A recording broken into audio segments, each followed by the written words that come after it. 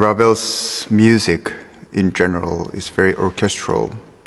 So there's a lot to explore in terms of color. And he was a perfectionist and somewhat conservative. And he made so many specific markings in the score.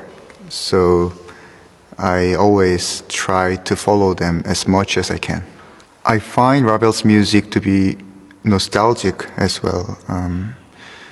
The pieces that I've played today, including Bavan and Dongo de Gupin, I think they're very nostalgic music. And it is always fun to explore many different aspects of his music because there are so many layers. Actually, it was my first time to perform and record one composer's complete piano music, and I can now say that I can understand Ravel's music much better than before. It was my honor to record his complete piano works to celebrate his 150th anniversary. Since I was a child, he's been one of my favorite composers. I was always fascinated by his composing, his ideas, colors, and also very special feelings. It was very challenging, especially when I record the quieter pieces. The music itself is so sensitive, so I really needed full concentration. I think that was the most difficult part. It took a week to record his complete piano works, and I can say I'm very relieved now. It's my final day, and I hope you'll enjoy it too. So when I performed these concertos with the Boston Symphony Orchestra, I felt like somehow the French spirit was in their blood, and it was so comfortable to play and record with them. And of course, with Andres, working with Andres is always artistically fulfilling experience. So I really enjoyed my time in Boston. It is almost impossible to pick one, but Valse Noble et Sentimentale is the piece that I learned when I studied in Paris. And I have a very fond memory about this piece. So probably I cannot say it's my favorite, but I have so many memories with this piece. I was exposed to Ravel's music when I studied in Paris. So I can say I feel somehow close to his music, because I listened to Ravel's music or played Ravel's music like so often. I think Sonatine by Ravel is a masterpiece.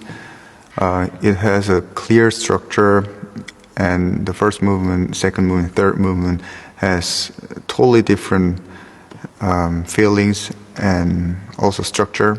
The first movement is very nostalgic to me, and the second movement is very pure. And whenever I perform this piece, I imagine about something white, something blank. And the third movement is technically very demanding, and it's like a firework, but still there's a magic in the piece. It is his early work, and he was already a genius. La Manière de Bourdin and Chabrier. Also, Judo, Ravel composed so many short pieces, but the length is not an issue because there are so many different ideas in the piece, and even though it's a very short piece, I find it to be very dense, like Judo, the piece that I've played today. It takes about 5 minutes, but when I perform this piece, it doesn't feel like it's a 5 minutes piece. Miroir by Ravel, I think is one of his highlights of his piano works. For me, it's technically the most demanding pieces, even more difficult than Gaspard de la Nuit. It is so sensitive and sometimes very dramatic and full of imagination and also colorful. For me, it's a masterpiece. It has everything.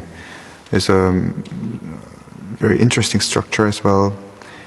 And when I perform this piece, I really try to concentrate on the sound because Ravel was very conservative composer, so he really knew that what he wanted. So I always try to follow his specific markings when I perform his music. And Miroir also, it has so many specific markings in the score, and sometimes I feel like it is almost impossible to follow them everything, but every time I perform this piece, I try my best to follow them as much as I can.